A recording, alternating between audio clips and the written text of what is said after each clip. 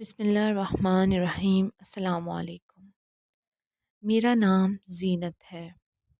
میں غریب گھر میں پیدا ہو گئی۔ ایک بار کمروں کے مکان میں بڑا کنبہ آباد تھا۔ یہ مکان بھی دادا نے ہجرت کے دوران بنایا تھا۔ تب کے اچھے دور میں یہ آسان کام تھا۔ آج تو گھر میں پلستر کروانا بھی مشکل ہو گیا ہے۔ میرے ابا کلرک تھے جن کی تنخواہ مختصر تھی۔ ہم کھانے والے 15 افراد تھے۔ میرے تایا اور چچا کے بچے بھی ہمارے ساتھ رہتے تھے۔ شروع سے جوائنٹ فیملی سسٹم میں رہ کر اپنی جائز خواہشات کے لیے بھی من کو مارنا پڑتا تھا۔ میرے چچا کسی کام کاج کے نہ تھے۔ جس کام پر لگاؤ 10 دن کے بعد استعفیٰ دے کر آ جاتے تھے اور تنخواہ بھی صفر تھی۔ سارا خرچہ ابا اور تایا کے کندھوں پر تھا۔ چچا کے بھی 2 بچے تھے جس کو میرے ابا اور تایا مل کر پال رہے تھے۔ دادی نے انہیں بہت لاڑ پیار میں بگاڑ رکھا تھا۔ شروع سے اپنا لاڈلا بنا کر رکھا، کوئی کام کاج نہ کرنے دیتی تھی۔ تایا اگر ڈانٹ بھی دیتے تو کہتی تھی کہ چھوٹا بھائی ہے، کمانے لگ پڑے گا۔ اسی چکر میں ان کی شادی بھی اپنی بھتیجی کے ساتھ کر دی، جس کے آتے ہی بچوں کی تعداد میں تو اضافہ ہو گیا، لیکن چچا کی عقل میں کوئی اضافہ نہ ہو سکا۔ دادی نے سوچا تھا کہ بہو آئے گی تو بیٹا عقل مند ہو جائے گا، اپنی ذمہ داریوں کو سنبھال لے گا۔ یہ سوچ ایشیا کی 70% ماؤں کی ہوتی ہے، لیکن الٹا دادی کو بیٹے کے ساتھ بہو اور پوتوں کا بھی خرچ اٹھانا پڑ گیا۔ ہمارے گھر میں زیادہ دادی کی چلتی تھی۔ تینوں بہویں دادی کا حکم مانتی تھی، ورنہ دادی ڈرامہ لگانے میں حد سے زیادہ ماہر تھی۔ میرے ابا تو کچھ زیادہ ہی دادی کا حکم مانتے تھے۔ ماں کی غلط بات پہ بھی ہاں ہی کہنی ہوتی تھی۔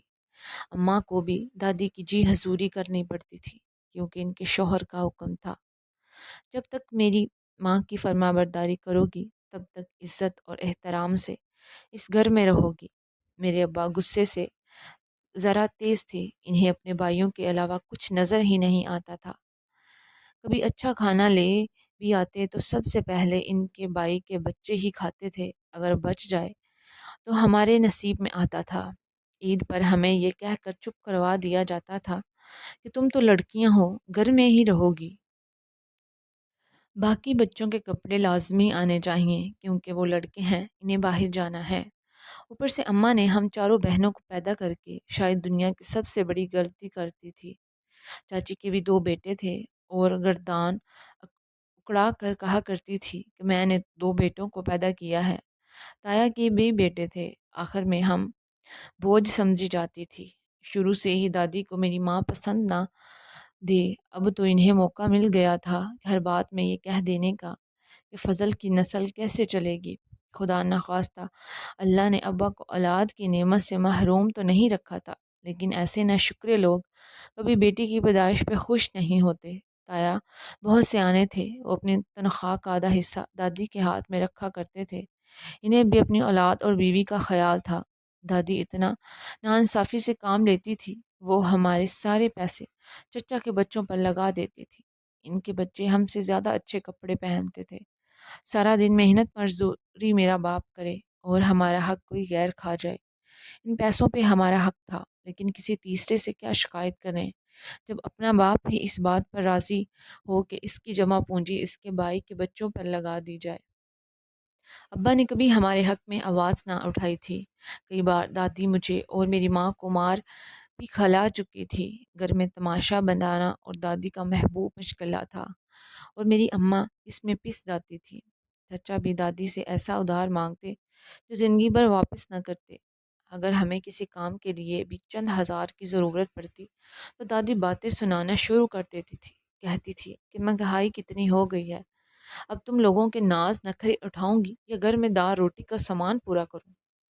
اماں کی تو ہر طرف سے شامت آتی رہتی تھی۔ اماں کی جٹھانی اور دیورانی دونوں ہی شاطر دماغ تھی، وہ اماں کو ہر کام میں لگا دیتی تھی۔ پھر میری اماں اللہ میاں کی گائے تھی، جسے کسی کام سے انکار کرنا آتا ہی نہیں تھا۔ وہ صبح کچن میں جاتی، سارا دن کام میں لگا کر رکھتی تھی۔ ان کو خود کم بننے سنورنے کا کوئی شوق نہ تھا۔ ایسی عورتیں مرد کے دل پر کیا راج خاک کریں گی جو ہمیشہ خود کو ماسی کے روپ میں رکھتی ہیں۔ کئی بار میں اماں کو یہ چیزیں سمجھا چکی تھی، ورنہ تو یہ باتیں اماں کے سمجھانے کی ہوتی ہیں، لیکن میں اپنی ماں کو خود سمجھایا کرتی تھی، یہ سادگی آپ کے کام نہیں آنے والی، خود کو بنا سوا کر رکھا کریں تاکہ ابا آپ کے قابو میں آ جائیں اور یہ مہربانیاں آپ پر حکم نہ چلا سکیں۔ اب صرف دادی اور اماں کی تابع رہا کریں، اب تو گھر کے ہر فرد کی نوکر بننے پر آئی ہوئی ہیں، چچا، تایا، تائی، چچی، جس کا دل چاہتا ہے وہ آپ کو کام پر لگا دیتے ہیں اور آپ کبھی بھی ان کے کسی بات کا انکار نہیں کرتی۔ ٹھیک ہے، عورت کو گھر کے بسانے کے لیے کچھ قربانیاں دینا پڑتی ہیں، لیکن اتنی قربانی بھی نہ دے کہ وہ خود کو ہی بھول جائے، اپنے آپ کو دینے سے کیا فائدہ ہوگا۔ ان کے اس طرح ڈسٹرب رہنے سے ہم ڈسٹرب ہو رہے تھے۔ ایسی عورتیں خود کا اعتماد کھو دیتے ہیں اور کبھی باہر جا کر لوگوں میں چار بات نہیں کر سکتے۔ ان کا کانفیڈنس اتنا کم ہو چکا تھا کہ میں ان کی پکی سہیلی تھی، وہ شروع سے مجھ سے ہر بات شیئر کیا کرتی تھی۔ ہم مڈل کلاس گھرانے سے تھی، میرا نمبر اپنی بہنوں میں پہلے نمبر پر تھا، اس وجہ سے ہر چیز میں من مار کر رہنا پڑتا تھا۔ بھائیوں کے چنگل سے ابا نکلتے تو ابا کو کچھ نظر آتا، ہمیشہ اپنے بھائیوں کا ساتھ ہی دیتے رہتے تھے، ان کی ہاں میں ہاں ملاتے تھے۔ بڑی چلاک تھی، کہنے لگی کہ میرے بچے ابھی چھوٹے ہیں، سرکاری اسکول میں ٹیچرز اس طرح کی توجہ نہیں دیتے، میرے بچے پرائیویٹ اسکول میں ہی پڑھیں گے۔ اگر تم لوگ میرے بچوں کو نہیں پڑھا سکتے تو میں اپنے میکے جا کر بیٹھ جاتی ہوں، میرے باپ اور بھائی خرچہ خود اٹھا لیں گے۔ انہیں باتوں سے بہت اچھا لوگوں کو قابو کرنا آتا تھا۔ دادی کو بھی وہ اسی طرح باتیں بنا بنا کر قابو کر چکی تھی۔ دادی نے کہا، چند ہزار روپے ہی زیادہ لگیں گے، میں اپنے پوتوں کا منہ تو دیکھ سکوں گی، یہی میرے بیٹے کی آگے کو نسل بڑھائیں گے۔ اگر میں ان کو میکے بیچ دوں گی تو میرے بیٹے کا گھر برباد ہو جائے گا۔ کسی نے یہ نہ سوچا کہ میرے باپ کے کندھوں پر کتنا بوجھ بن جائے گا۔ وہ ایک معمولی سے ورکر تھے، ان کی تنخواہ بھی کم تھی اور جو کماتے تھے وہ لا کے اپنی ماں کے ہاتھ میں رکھتے تھے۔ پھر بھی میری دادی کو یہ شکایت ہوتی تھی کہ میرے ابا رشوت نہیں لیتے۔ شکر ہے، ابا میں لاکھ برائیاں سہی، لیکن ایک اچھائی بھی تھی کہ وہ رشوت کو ہمیشہ سے منع کرتے آتے تھے۔ چچی کی چال کامیاب ہو گئی اور ان کے بچے پرائیویٹ اسکول میں لگ گئے۔ ان کے دیکھا دیکھی تائی نے بھی اپنے بچوں کو پرائیویٹ اسکول میں لگوا دیا۔ گھر میں خرچے بڑھ گئے تھے اور ہمارے خرچے مختصر ہو گئے تھے۔ ہمیں مزید ہاتھ دبا کر گھر چلانا پڑتا تھا اور ہماری قربانیوں کو کوئی دیکھنے والا بھی نہیں تھا۔ ابا کو ہمیشہ سے میری ماں سے یہ شکایت رہتی تھی کہ تم بچوں کی اچھی تربیت نہیں کر سکتی، تو ان کو کوئی ڈنگ کا کام نہیں سکھا سکتی۔ اگر گھر میں غلطی سے کھانے میں نمک مرچ تیز ہو جائے تو اس کی غلطی بھی میری ماں کے سر میں ڈال دی جاتی۔ اس وجہ سے مجھے گھر کا کوئی فرد اچھا نہ لگتا تھا۔ میں تو اماں کو کہا کرتی تھی کہ اپنا منہ توڑ جواب دیا کریں، تو اماں کہتی، اگر انہوں نے گھر سے نکال دیا تو ہم کدھر جائیں گے؟ تم لوگ بھی اب جوان ہو رہی ہو، میں تو زیادہ پڑھی لکھی بھی نہیں ہوں، ماموں نے بھی اپنی بہو بنا کر مجھ پر احسان کر دیا تھا۔ اس عمر میں تمہارے باپ سے طلاق لیتی یا علیحدگی کا مطالبہ کرتی اچھی لگوں گی۔ ساری عمر میں نے صبر شکر کے ساتھ اس رشتے کو نبھایا ہے۔ ہمارے خاندان میں رشتہ بگاڑنے والی بچیوں کو بھی بگڑا ہوا ہی سمجھا جاتا ہے۔ جب تک نانا ابو زندہ تھے تب تک حالات مختصر تھے، وہ ہر مہینے اچھا خاصا خرچہ اماں کو الگ سے دے جایا کرتے تھے۔ کبھی کبھار تو ہمارے لیے ڈھیروں سامان لاتے تھے۔ ان کے ہونے سے دادی کا حکم بھی تھوڑا کم ہی اماں پر چلتا تھا اور اماں کا مائکہ بھی آباد تھا۔ میری اماں خود بھی تب اپنے لیے کھڑی ہو جایا کرتی تھی، لیکن جب سے نانا کا انتقال ہوا تھا اماں کا مائکہ غیر آباد ہو گیا تھا۔ نانی خود بیچاری اپنے بیٹوں کے پیسوں پر پڑ رہی تھی اور اگر کبھی آ جاتی تو دادی کا رویہ ان کے ساتھ بہت برا ہوتا تھا۔ دراصل ماں اور ابا کی شادی صرف دادا کی ضد پر ہی ہوئی تھی۔ انہوں نے بہت پہلے اماں کے بچپن میں ہی اپنی بہن کو زبان دے دی تھی کہ ان کی یہ بیٹی ان کے بیٹے کے ساتھ ہی بیاہی جائے گی۔ اس رشتے سے نہ تو دادی خوش تھے اور نہ ہی ابا راضی تھے، لیکن پھر بھی دادا کی ضد کے آگے سب کو ماننی پڑی۔ اور جب سے میری ماں شادی کر کے آئی تھی ابا اپنا غصہ اور ضد اماں پر نکال رہے تھے، ان کے ہر کام میں نقص نکالتے تھے۔ ایسے نفسیاتی مرد کو کبھی شادی کرنے ہی نہیں چاہیے۔ شادی سے پہلے تو اپنے لیے کبھی اسٹینڈ نہ لے سکے، لیکن بعد میں کمزور عورت پر ہی اپنا غصہ نکالنا حق سمجھتے تھے۔ یہ کہاں کا انصاف ہے کہ ایک عورت برداشت کرتی جائے، مرد اس پر ہاتھ اٹھائے، اس کا خرچ روک دے اور اپنے بھائیوں پر خرچ کرے، جہاں خرچ کرنا اس کا فرض بھی نہیں بنتا۔ پھر بھی عورت اپنے حق کے لیے ایک آواز نہیں اٹھا سکتی۔ جہاں ذرا سی غلطی ہو تو عورت کو گالیاں دی جائیں، اس کو برا بلا کہا جائے، اس کو کہا جائے تم تو ہو ہی نالائق، وہاں عورتیں اپنے اندر کا اعتماد کھو دیتی ہیں۔ میں بہت زیادہ تنگ آ چکی تھی۔ ہر وقت سوچ سوچ کے میرے سر میں درد ہونے لگا تھا۔ آخر میں اگر عورت اپنے حق کے لیے تھوڑی سی آواز بلند کر دے تو اسے بدکردار یا بد اخلاق کہا جاتا تھا۔ اس کی بیٹیوں پر بھی یہی الزام سمیٹ کر طور پر لگائے جاتے تھے کہ یہ معاشرہ بہت دوگلا ہے، یہاں سے صرف ان لوگوں کی عزت ہے جو اس دوگلے پن کے ساتھ رہنا جانتے ہیں۔ ہمارے دل میں دادی کا ادب و احترام ختم ہوتا جا رہا تھا، بلکہ مجھے تو شادی کے نام سے ہی نفرت ہو گئی تھی۔ میں نے سوچ لیا تھا کہ بڑے ہو کر کبھی بھی شادی نہیں کروں گی، کیونکہ اس میں سوائے ضلالت کے اور کچھ نصیب نہیں ہوتا۔ ہم چاروں بہنیں ایک سے بڑھ کر ایک خوبصورت تھیں۔ ہماری خوبصورتی خود دیکھ کر ہر کوئی تعریف کرتا تھا۔ کتنا وقت گزار سکتا تھا۔ ہم بچیاں تھیں، اب جوان ہونے لگی تھی، گھر کی ہر چیز کا بٹوارا ہونے لگا۔ تائی اور چاچی ہر چیز میں اپنا حصہ رکھتی، لیکن یہ سب دادی کو نظر ہی نہیں آ رہا تھا، اور ہر وقت ہم ماں کی ٹو لینے سے باز آئے تو انہیں کچھ نظر آئے۔ چاچا کا حال آج بھی نہیں بدلا تھا، وہ آج بھی اتنے ہی سست اور کاہل انسان تھے۔ نوکری ڈھونڈنا تو انہوں نے چھوڑ ہی دی تھی، کیونکہ ان کے مطابق ان جیسی نوکری اب ملنا ممکن نہیں، بلکہ انہوں نے تو درمیان میں ایک نیا شوشہ چھوڑ دیا کہ مجھے کاروبار کھڑا کر کے دیا جائے، آخر کو بھائی کے پیسوں کو ڈبانا تھوڑا دوں گا، بھائیوں کے پیسوں کو دگنا کر کے انہیں واپس لوٹا دوں گا۔ اگر میرے ابا کے ہاتھ میں پیسے ہوتے تو وہ دینے سے باز نہ آتے، لیکن حالات کچھ ایسے تھے کہ ان کے ہاتھ میں کچھ بھی نہیں تھا۔ ایک بار میں نے صرف دودھ پر لڑائی کی کہ ہمیں وقت پر دودھ نہیں ملتا تو دادی نے کہہ دیا، بھائی تم لوگ اپنا کچن الگ کر لو۔ میرے ابا نے مجھے اس دن بہت مارا تھا، میری عمر کا لحاظ تک نہیں کیا تھا۔ میری ذرا سی فرمائش پر میرے ابا بڑک اٹھے تھے۔ انہوں نے پوری بات جاننے کی کوشش ہی نہیں کی تھی۔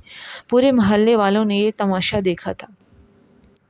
کچھ عورتوں تو اماں کو دلاسے دینے لگی کہ بہن تم ہی اپنے شوہر کو روک لیتی، ایسے بے دردی سے بیٹی کو مار رہا تھا۔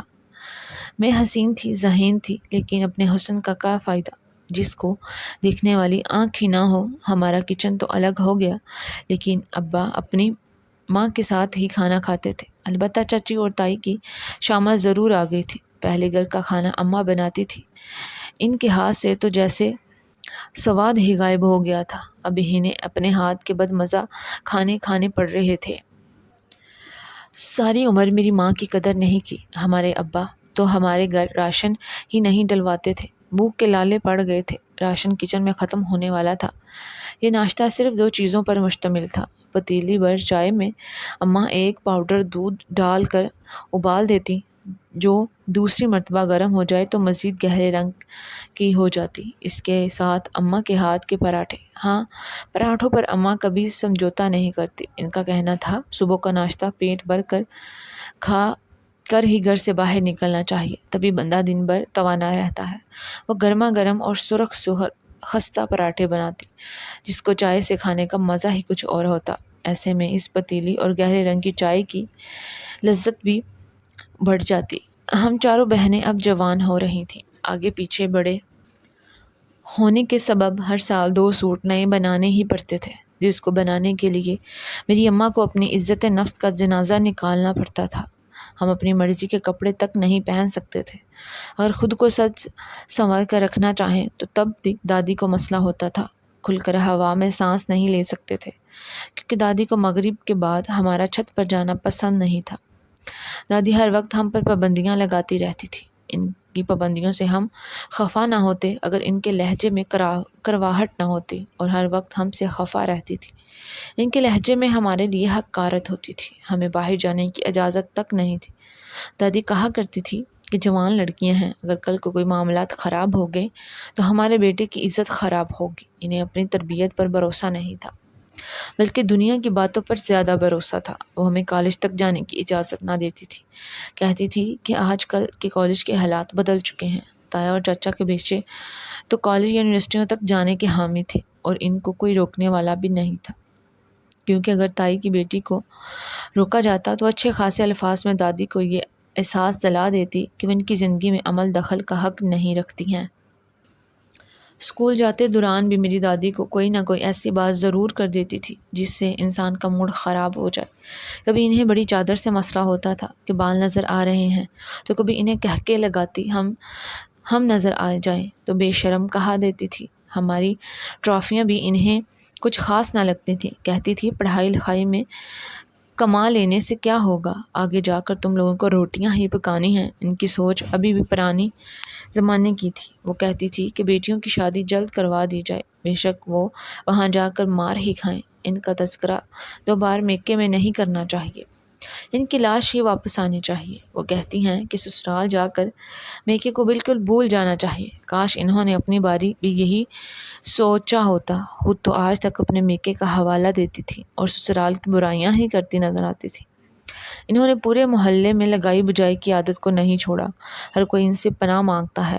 کچن تو پہلے الگ ہو چکا تھا، اب باری تھی گھر کو الگ کرنے کی، اور یہ آواز اٹھانے والا کوئی اور نہیں میری تائی جان تھی، جو کہنے لگی آپ کا چھوٹا بیٹا تو کبھی 4 پیسے کما کے نہیں لایا، اب میری اولاد بڑی ہو رہی ہے، ان کے خرچے بڑھ رہے ہیں، اس لیے گھر کا بٹوارا کیا جائے، ہم اپنا پیسہ اپنی اولاد پر لگائیں گے۔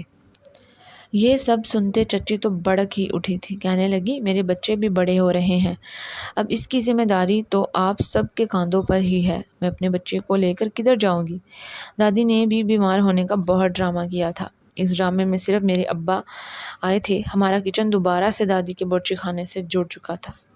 تائی اور تایا شروع سے سمجھدار تھے، اس لیے وہ دادی کو جھوٹی بیماری میں نہ آئے اور انہوں نے اپنا گھر الگ کر لیا تھا۔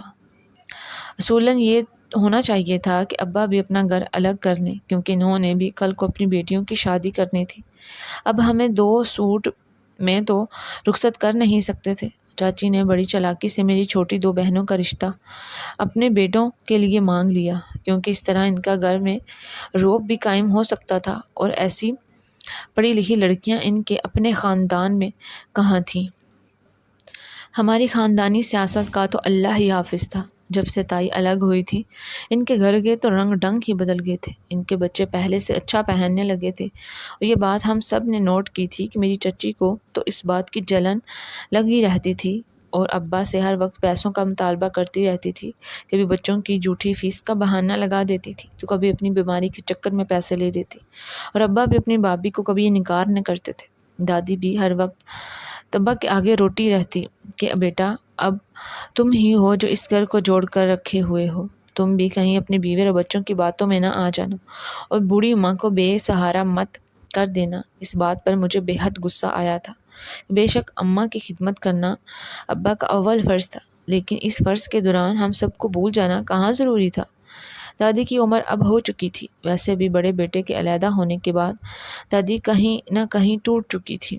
انہیں لگنے لگا تھا کہ اب ان کا حکم اس گھر پر نہیں چلے گا۔ وہ شروع سے زندگی میں حکم چلاتے ہوئے آئی تھی، انہوں نے ساری زندگی حکم ہی چلائے تھے۔ پہلے وہ اپنے شوہر پر حکم چلاتی تھی، پھر بیٹوں پر حکم چلانے لگی، اور پھر بہوؤں کو لے کر آ گئی اور ان پر حکمرانی کرنے لگی۔ ان کو کبھی کسی بات سننے کی عادت نہ تھی، وہ اپنا بلڈ پریشر ہائی کر کے بیٹھ جایا کرتی تھی، ہر روز ڈاکٹر کے نسخے ہوتے تھے، پہلے ہی گھر کا خرچ تنگ ہو چکا تھا، تایا کے پیسے تو اب آتے ہی نہیں تھے، اب ابا کی کمائی سے خرچ چڑھ رہا تھا، اوپر سے چچا کے بچوں کی فیس بھی ہزاروں میں تھی، دادی کا خرچ بھی آ گیا تھا، کل ملا کے پورا مہینہ بھی مشکل سے نکلتا تھا۔ پہلے جو ہم مہینے میں 2 بار گوشت کھا لیتے تھے، اب صرف چچی اپنے بچوں کے لیے ذرا سا گوشت بنایا کرتی تھی اور کہہ دیتی تھی کہ میرے میکے والوں نے بیچا ہے۔ دادی کی طبیعت خراب رہنے لگی تھی تو ابا نے اپنے بڑے بھائی سے چند پیسے ادھار مانگ لیے تاکہ اپنی ماں کا علاج اچھے اسپتال میں کروایا جا سکے۔ میری ماں جب بھی بیمار پڑتی، اسے اگلی محلے کے حکیم سے چیک کروا دیا جاتا تھا، اور اپنی ماں کے لیے اتنی تگ و دو کی جا رہی تھی، فرق تو بہت تھا۔ دادی کی طبیعت دن بدن گرتی جا رہی تھی، لیکن پھر بھی ان کا غصہ 7ویں آسمان پر ہوتا تھا۔ چاچی نے تو ان کے کمرے میں جانا ہی چھوڑ دیا تھا، کیونکہ اب ان کے گندے کام کو بھی ہاتھ لگانا پڑتا تھا، ان کی گندگی کو صاف کرنا پڑتا تھا، جو چاچی جیسی صفائی پسند خاتون تو کبھی بھی نہیں کر سکتی تھی۔ میری ماں جیسی بولی بالی عورت ایسے کام ضرور خوشی خوشی کر لیتی تھی، لیکن دادی کی زندگی شاید اتنی ہی لکھی تھی۔ اس وجہ سے دادی کا انتقال ہو گیا۔ دادی کے انتقال پر جو سب سے زیادہ دکھی دکھائی دیے تھے وہ میرے ابا ہی تھے، اس کے علاوہ سب نے خود کو سنبھال لیا تھا۔ میری تائی تو ذرا بھی دکھی دکھائی نہیں دے رہی تھی۔ مجھے تو فرق ہی نہیں پڑا تھا کہ احساس کا انتقال ہو گیا ہے، اور یہی حال میرا تھا۔ دادی کے انتقال پر باقیوں کا علم نہیں، لیکن میں تو بالکل دکھی نہ تھی۔ اماں کی آنکھوں میں آنسو نہ جانے کہاں سے آ گئے تھے۔ اگر وہ چند اچھے کام کر کے مرتی تو ہم اچھے الفاظ میں یاد بھی کر لیتے۔ میں تو شکر ادا کر رہی تھی کہ اس دنیا سے چلی گئی ہیں، ورنہ وہ آگے کی زندگی بھی ہماری خراب ہی کر دیتی۔ اب ہم سکون کے ساتھ تو رہ سکتے ہیں۔ میرے ابا تو اپنی ماں کے غم میں نڈھال ہو گئے تھے۔ انہوں نے ساری زندگی اپنی ماں کو ہی سب کچھ سمجھا تھا، ان کی ہاں میں ہاں ملائی تھی۔ دادی نے انہیں ہمیشہ مٹھی میں رکھا تھا، اپنی ہر جائز ناجائز بات کو منوایا تھا۔ دادی کے مر جانے کے بعد سبھی بہت غمگین تھے، لیکن لوگوں کے چلے جانے سے زندگیاں رک نہیں جاتی۔ ابا کو بھی اپنی زندگی دوبارہ سے شروع کرنا پڑی۔ اب گھر کا حساب کتاب بھی نئے ہاتھوں میں جا رہا تھا۔ سب سے اچھی بات یہ کہ دادی کے مر جانے کے بعد ابا کو ہم نظر آنے لگے تھے، وہ ہمارے اوپر توجہ دینے لگے تھے۔ کم از کم اماں کو ہمارے خرچے کے لیے چند پیسے دے دیا کرتے تھے۔ اب گھر کا خرچ بھی میری اماں ہی چلایا کرتی تھی۔ ابا کے بقول اب گھر میں بڑی وہ تھی۔ مجھے تو بہت سکون تھا کہ اماں کو اتنے سال بعد ہی صحیح، لیکن گھر میں وہ مقام مل چکا ہے جو انہیں بہت پہلے مل جانا چاہیے تھا۔ اس بات پر چچی اپنی پوری کوشش کرتی کہ گھر میں کوئی لڑائی جھگڑا کروا سکیں۔ وہ ہر روز ابا کے سامنے کوئی نئی بات کو مسئلہ بنا کر بیٹھ جاتی تھی۔ وہ کسی طرح چاہتی تھی کہ ابا ضد نے آ کر سارا خرچہ ان کے ہاتھ میں رکھ دیا کرے، لیکن اتنی بیوقوف تو میں بھی نہ تھی۔ اسی وجہ سے ابا کے فوراً آنے سے پہلے میں گھر کے کام کاج میں مشغول ہو جاتی تھی، اور چاچی کو کسی نہ کسی بہانے آرام پہ بٹھا دیا کرتی تھی۔ کچھ دن تو چاچی میری چال کو سمجھ نہ پائیں، اور ابا کو ہماری مٹھی میں آ گئے تھے۔ زندگی کے اتنے سال انہوں نے ہمارے ابا کا خون چوسا تھا، ہمارے ابا کی کمائی کو کھایا تھا۔ محبت تو انہیں ابا سے ذرا نہ تھی اور نہ ہی خیال تھا۔ چچی غصے میں آ کر ہر بار کوئی نیا مطالبہ رکھ دیتی تھی۔ میرے تایا کو ان کی باتوں پر غور ہی نہ کرتے تھے۔ چچا بھی ہمیشہ سے چچی سے لڑتے ہی آئے۔ جوانی میں تو یہ محبت بہت اچھی لگتی تھی، لیکن اب خالی پیٹ محبت کا کیا اچھا۔ بچے بھی انہیں اچھی خاصی باتیں سنا دیا کرتے تھے۔ ہر کوئی ان کے ماں کی طرح نہیں ہوتا کہ دوسروں کا پیٹ کاٹ کر ان کے منہ میں نوالے ڈالے۔ میں اب 19 سال کی ہو چکی تھی، اور ابا نے کہہ دیا تھا کہ ابھی اس کی شادی کرنے کا وقت آ چکا ہے۔ رشتے والی بھی روز کوئی نہ کوئی رشتہ لے کر آ جایا کرتی تھی۔ میں بہت حسین تھی، خوبصورتی کی وجہ سے کئی لوگ مجھے پسند کر کے جا چکے تھے۔ ابا نے اپنی مرضی سے جانچ پڑتال کروانے کی بھی کوشش کی تھی۔ ابا نہیں چاہتے تھے کہ بیٹیوں کا رشتہ کسی ایسے گھر میں کر دیا جائے جہاں پھر وہ ساری عمر نوکرانی بن کے رہیں۔ لوگ آپ کو کسی حال میں خوش نہیں رہنے دیتے۔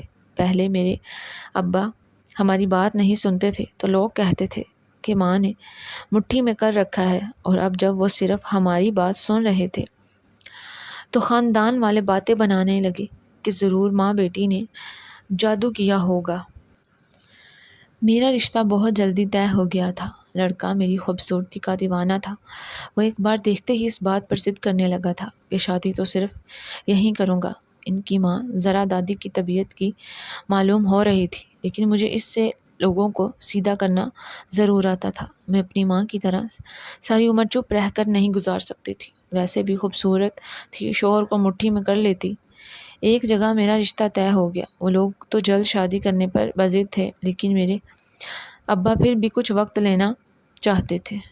میرے ابا نے میری شادی میں کوئی کمی نہیں چھوڑی تھی۔ اس بات کا میری چاچی کو بہت غصہ تھا، لیکن ان کے غصے پر ہم نے کیا اچار ڈالنا تھا۔ مجھے جہیز میں ہر وہ چیز ملی جس کی میں نے خواہش کی تھی۔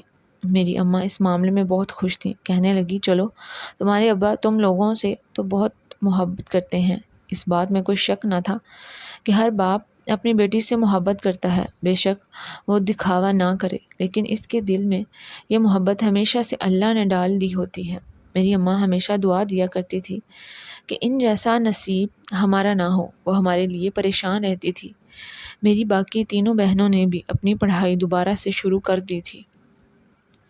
ابا کو منانا مشکل ضرور تھا لیکن ناممکن نہیں تھا۔ ابا نے صرف اسی صورت میں اجازت دی تھی کہ گھر سے باہر جاتے ہوئے برقع پہن کر جانا، اور صرف اسی ادارے میں داخلہ لے سکتے ہیں جہاں صرف لڑکیاں پڑھتی ہوں۔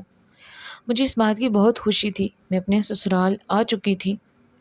پورے محلے والوں نے میری شادی کو بہت انجوائے کیا تھا۔ ایک ہفتے پہلے سے ابا کی اجازت لے کر ہم نے ڈھولکی رکھ لی تھی۔ میری اماں کی بھی کچھ خواہشات تھیں جو پوری ہونا باقی تھیں۔ رخصتی پر اماں نے مجھے بہت سی نصیحتیں کی تھیں۔ کہنے لگی اپنی ساس کی عزت کرنا، کبھی تمہاری تربیت پر انگلی نہیں اٹھنی چاہیے، تمہارے ابا اس بات پر خفا ہوں گے، ہمیشہ بڑوں کا کہا ماننا۔ میرا شوہر میرا دیوانہ تھا، وہ مجھے کوئی کام نہیں کرنے دیتا تھا۔ اس نے ایک نوکرانی رکھی تھی جو گھر کے سارے کام کر کے چلی جاتی تھی۔ میری ساس کا رویہ روایتی ساس کی طرح تھا، نہ صحیح تھا نہ اتنا اچھا تھا۔ وہ ہمیشہ چھپتی نگاہوں سے ہی مجھے دیکھا کرتی تھی۔ میں کبھی بھی ان کی کسی بات پر کان نہیں دھرتی تھی، ہمیشہ ایک کان سے سن کر دوسرے کان سے نکال دیا کرتی تھی۔ ویسے بھی میرا کام اپنے شوہر کو خوش رکھنا تھا۔ وہ تو سارا وقت میرے ہی گیت گاتا تھا۔ میری اماں بھی مجھے خوشحال دیکھ کر بہت خوش تھی۔ کہنے لگی کہ اللہ تمہیں ایسے ہی خوش رکھے۔ لیکن کچھ وقت کے بعد میرے شوہر کا رویہ بدلنے لگا۔ پہلے مجھے لگا شاید اس کا مجھ سے دل بڑھ چکا ہے۔ میں نے اپنی تیاریوں میں تھوڑا اضافہ کر دیا تاکہ میرا شوہر جب بھی کام کاج سے واپس گھر آئے وہ مجھے دیکھ کر خوش ہو جائے۔ لیکن دھیرے دھیرے مجھے ایسا احساس ہونے لگا کہ وہ میری طرف دیکھنا ہی چھوڑ چکا ہے، جیسے وہ مجھ سے بیزار ہو گیا ہو۔ جیسے ہی کام سے واپس آتا، کھانا کھاتے ساتھ ہی سو جاتا، کبھی کوئی بات نہیں کرتا، اور صبح بھی اس کا رویہ بہت روکھا سوکھا سا ہوتا۔ ضرور یہ میری ساس کی ہی سازش ہوگی۔ اس کے علاوہ کون ایسا ہو سکتا تھا جو مجھ سے خار کھائے؟ میں نے کئی بار اپنے شوہر کو باتوں باتوں میں پوچھنے کی کوشش کی کہ کیا اسے مجھ سے کوئی مسئلہ ہے، لیکن ہر بار وہ ٹال دیتا۔ میں اپنے شوہر کو نہیں کھونا چاہتی تھی۔ وہ تو بالکل بھی ایسا نہیں تھا، ہمیشہ مجھ سے پیار سے بات کیا کرتا تھا، سارا وقت مجھے دیتا تھا، ہم روز گھومنے بھی جایا کرتے تھے۔ لیکن اب اس کا رویہ بہت بدل چکا تھا۔ اس چیز کی مجھے سمجھ نہیں آ رہی تھی۔ دھیرے دھیرے مجھے اپنی ساس کو خوش دیکھ کر یہ یقین ہو گیا کہ ضرور یہ سازش میری ساس کی گئی ہے۔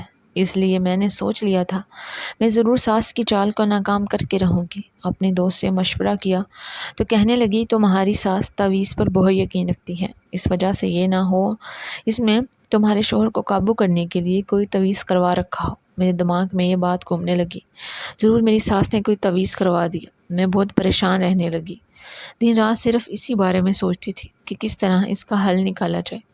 میں نے اس چیز کو اپنے دماغ پر حاوی کر لیا تھا کیونکہ میرا گھر ٹوٹ رہا تھا۔ میں بالکل بھی نہیں چاہتی تھی کہ میرا ہنستا بستا گھر ٹوٹ جائے۔ میں نے اپنے گھر والوں کو بھی اس بارے میں کچھ بھی نہیں بتایا تھا۔ نہیں چاہتی تھی کہ میری ذرا سی پریشانی میری ماں ساری رات کی نیند حرام کر لے۔ تبھی وہ میرے سے چھوٹی بہنوں کا بھی رشتہ دیکھ رہے تھے۔ میری ماں تو کہا کرتی تھی جیسا تجھے سسرال ملا ہے ویسا ہی تیری بہن کو بھی سسرال مل جائے۔ ہم چاروں بہنیں ماشاءاللہ سے بہت خوبصورت تھیں، حسن تو ہم پر آ کر ختم ہو جاتا تھا۔ میری چچی نے بھی درمیان میں یہ بات چھوڑ دی کہ میں آپ کی چھوٹی دو بیٹیوں کا رشتہ اب اپنے بیٹوں کے ساتھ نہیں کرنا چاہتی، کیونکہ آپ کی بیٹیاں حد سے زیادہ بدتمیز اور بد زبان ہیں۔ اس بات کا ہمیں فرق نہیں پڑا تھا، بلکہ انہوں نے تو ہمارے لیے آسانی ہی کر دی تھی۔ میں تو پہلے ہی چاہتی تھی کہ میری بہنوں کا رشتہ وہاں نہ ہو۔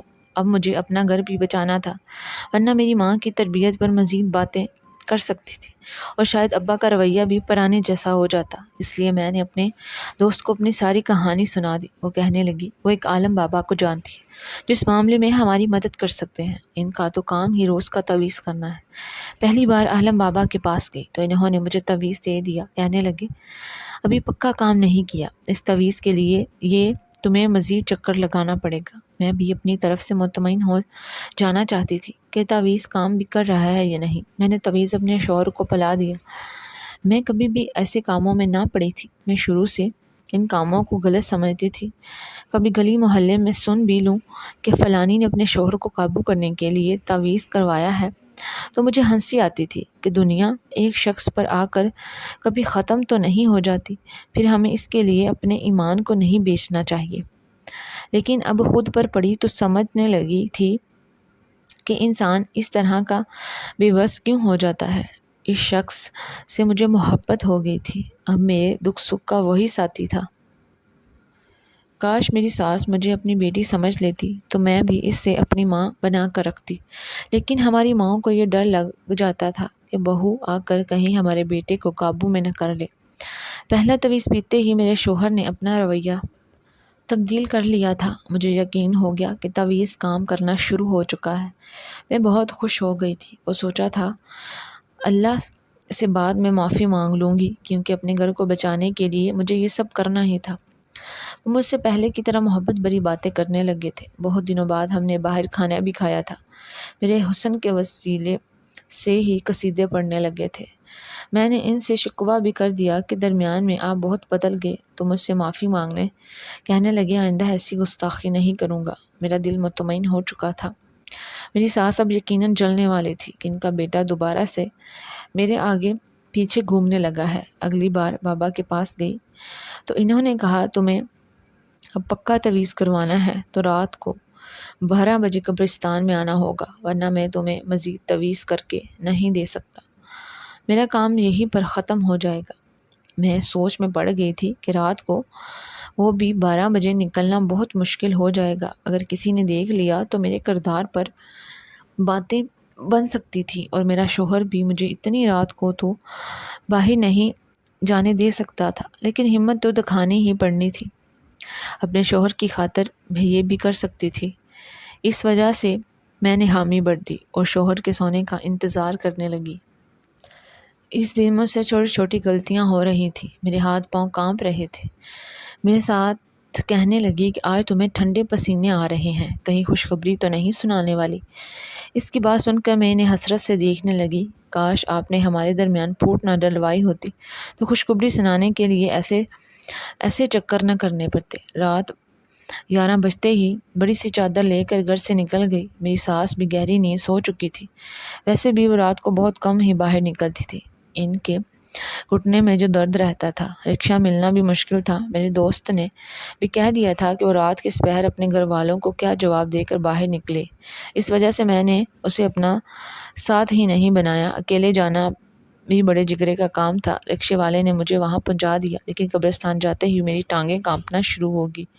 کبھی میں دن کے وقت بھی قبرستان نہیں گئی اور اب رات کے پہر جانا تو کسی خوف سے کم نہ تھا، اور اوپر سے جانوروں کی آوازوں نے ماحول کو مزید ہیبت ناک بنا دیا تھا۔ جیسے ہی میں اندر قدم رکھنے لگی، سامنے کھڑے 2 لوگوں کو دیکھ کر میرے پاؤں تلے سے زمین کھسک گئی۔ مجھے یوں لگا جیسے 7ویں آسمان میرے اوپر گر پڑے ہوں۔ میرا شوہر اور میری ساس مجھے غصے سے دیکھنے لگے، کہنے لگے کہ تم ہمیں دھوکہ دے کر یہاں قبرستان میں کیا کرنے آئی ہو؟ میری ساس کہنے لگی یقیناً یہاں پر تعویذ کروانے آئی ہوگی۔ میں رو کر ہاتھ باندھنے لگی، کہا میں کچھ بھی ایسا نہیں کرنے آئی۔ میرا شوہر بہت غصے میں تھا، اگر مزید میں کچھ کہتی تو وہ مجھے طلاق دے دیتا۔ میں نے ہاتھ چھوڑ دی۔ کہنے لگی تمہاری ماں نے ہمارے درمیان پھوٹ ڈلوانے کے لیے تعویذ کروایا تھا۔ اگر تمہیں یقین نہیں آتا تم اپنے کسی بھروسے مند عالم سے پتہ کروا لو۔ شوہر کہنے لگا آج دودھ کا دودھ اور پانی کا پانی ہو جائے گا۔ تم دونوں عورتوں نے مجھے کیا کٹ پتلی سمجھ رکھا ہے؟ میں آج سب کچھ پتہ کلوا کر رہوں گا۔ انہوں نے اپنے جاننے والے کو ہمارے گھر بلا لیا۔ رات کا پہر تھا، شکر ہے محلے والوں نے یہ تماشا نہیں دیکھا، ورنہ 100 باتیں بنتی۔ میری ساس کی بھی نیند اٹھ چکی تھی۔ وہ جو مجھ پر الزام لگا کر گھر سے نکلنا چاہتی تھی، اب وہ خود ہوش بڑھائے بیٹھی تھی۔ عالم بابا نے علم شروع کیا۔ میرے شوہر بھی سامنے بیٹھا تھا، اور یہ بات ثابت ہوگی کہ تعویذ میری ساس نے نہیں کروائے تھے۔ جب میرے شوہر نے اس پر تشریف کی تو معلوم ہوا کہ انہیں اپنا بیٹا ہاتھوں سے نکلتا دکھائی دے رہا تھا۔ میرے شوہر نے ہم دونوں کو سختی سے عالم بابا کے پاس جانے سے منع کیا اور اپنی ماں کو اپنے الفاظ میں اچھے سے سمجھا دیا۔ اس دن کے بعد سے ہماری زندگی میں بہت سکون آ گیا تھا۔ میں آج بھی کبھی اس رات کو سوچوں تو شرمندگی ہوتی ہے، لیکن شکر ہے میرے شوہر نے مجھے اس ایک اور موقع دیا اور پہلے کی طرح مجھ سے محبت کرتے ہیں، اپنی ماں کو بھی وقت دیتے ہیں، اور میں بھی اپنی ساس کے پرانے رویے کو بھول کر ان کے ساتھ ہنسی خوشی رہنے لگی۔ شاید اس واقعے کے بعد ہم سب کو ایک سبق مل گیا ہے، اور وہ سبق سیکھ کر ہم نے اپنی زندگیوں کو مزید بہتر بنا لیا تھا۔ انسان غلطیاں تو کرتا ہے، لیکن غلطیوں سے سبق سیکھ لینا بہتر ہوتا ہے۔ اگر انسان اس غلطی پر ڈٹا رہے تو اسے بڑی سزا ضرور ملتی ہے۔ اگر آپ لوگوں کو یہ کہانی اچھی لگی ہے تو میرے چینل کو سبسکرائب کریں اور ویڈیو کو لائک شیئر ضرور کریں۔